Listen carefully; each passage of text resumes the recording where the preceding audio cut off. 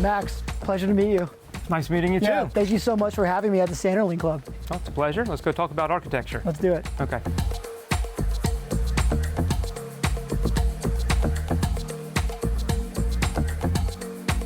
So Max, where does your passion for design come from? And tell us a little bit about your background. I grew up in a really cool modern house that was designed by Gene Leedy. And Gene Leedy was one of the Sarasota school architects. Not a school per se, it's a movement, right? The Sarasota School of Architecture was happening in the late 40s, early 50s and beyond when a bunch of cool architecture was being done here on Florida's Gulf Coast. Who are some of the architects who were coming down here doing that? Give me a few of the names.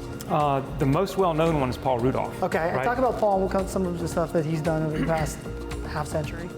So Paul Rudolph, he got a start here in Sarasota. Started off with small commissions, houses and whatnot. This is the Sanderling Beach Club that was designed in the 1950s. That also put him on the map. And he's done work all over the US, all over the world. But it all started right here in Sarasota.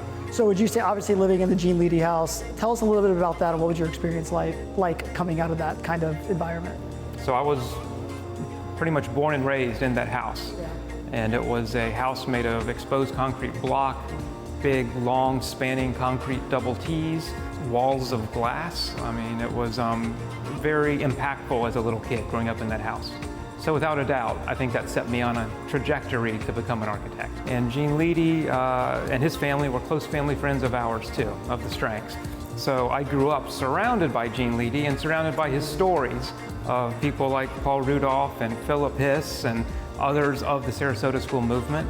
You know, again, growing up surrounded by these stories of the just modern architecture, I think I just had a very deep education and understanding of it from a very early age.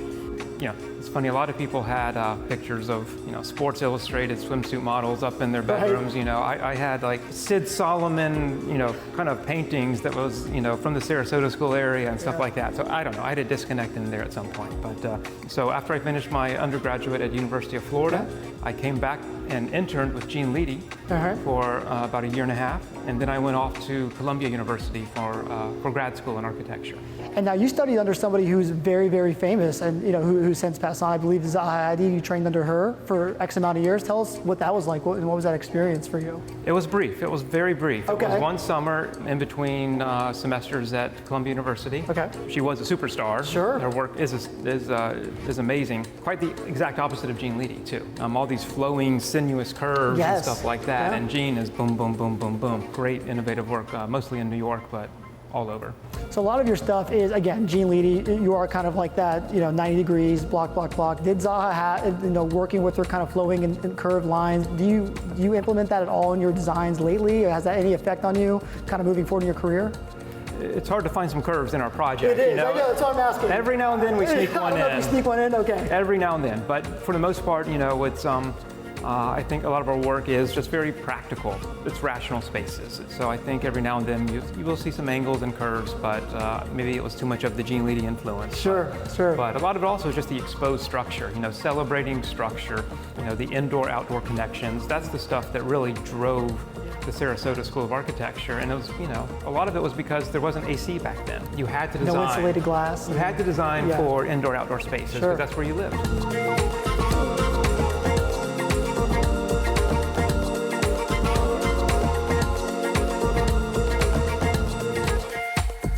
So Max, where we are now is pretty significant. I mean, we're talking about the Sarasota School of Architecture, Paul Rudolph's influence all over the world. Tell us a little bit about this location, the Sanderling Club, and a little bit of its history.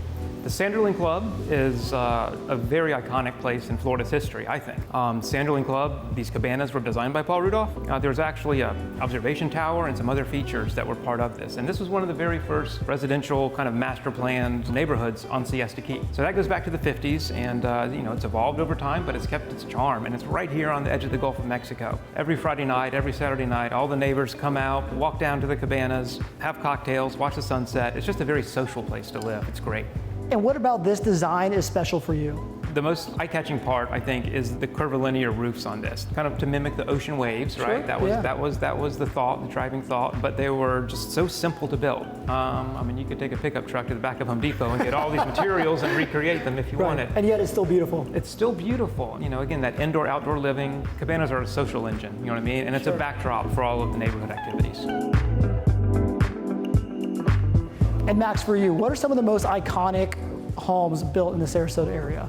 Without a doubt, the Umbrella House, the Cocoon House, Harkavy House, those are all great homes, and they're open for tours through Architecture Sarasota, so they're stewards of these houses. So the public can come, and on certain days, they can get inside them. They're fascinating, and they're timeless.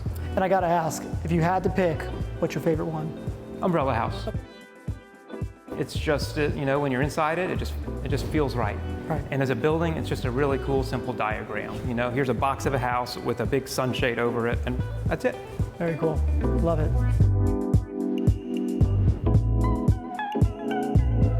Max, it was such a pleasure to meet you. Truly an honor to hang out and learn about, you know, why you love this area.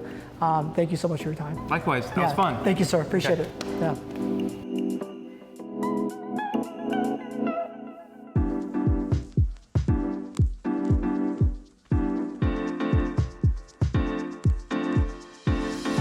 Kat, it was